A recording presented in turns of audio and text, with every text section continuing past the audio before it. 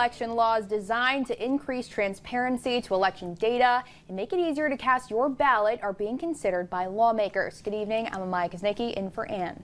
And I'm David Andrews. Thanks for joining us today. The bills being considered by the Michigan Senate would do a number of things, including having the Secretary of State and universities create a nonpartisan institute that centralizes election data in one database. Another bill would make interpreters available at polling locations, create curbside voting for voters with disabilities, and allow groups to provide food and drink or entertainment in voting lines, as long as it doesn't support a candidate or interrupt the voting process. News 10 Capitol correspondent Zachariah Wheaton heard from lawmakers on how these proposed changes could impact our elections. There are over 1,500 clerks that work in the state of Michigan at city halls just like this one. And in order to get information on a previous election, you have to FOIA each one of those clerks, which creates more work for you and more work for the clerk's office. Well, Democrats at this building just across the street say the new database and institute would solve that issue, while also providing training on Michigan's voting systems and research on voter demographics. However, Republicans are raising concerns that the information that's provided could be biased. The goal is not, is this data Republican bent or Democratic bent?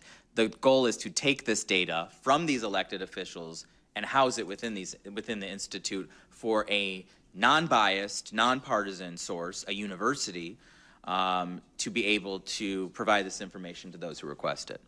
So your goal might be one thing, but when you write a law that allows somebody that's partisan to not an institute, it's the weasel clause that would allow the Secretary of State to take over. I find that troubling. Lawmakers are also considering a bill that would allow groups to provide food, drink, and entertainment for voters who are waiting in line. Another provision would provide interpreters for voters who have a language barrier and curbside voting for those with mobility issues. Right now, under current law, somebody can even have a ballot delivered to their home on Election Day or to a jail cell or a hospital bed.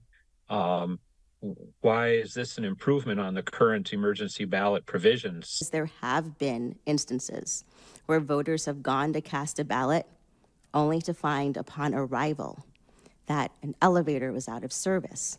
The stairs were too many or too cumbersome to traverse. While Democrats say the bill gives voters more rights, Republicans say it sets clerks up for more lawsuits. Voting rights advocates believe the new bills would ultimately make it easier to vote and provide information that could help improve Michigan's voting systems. I think we can all agree, despite any political differences that we may have, that we want our elections to be freely and fairly run everywhere in our state.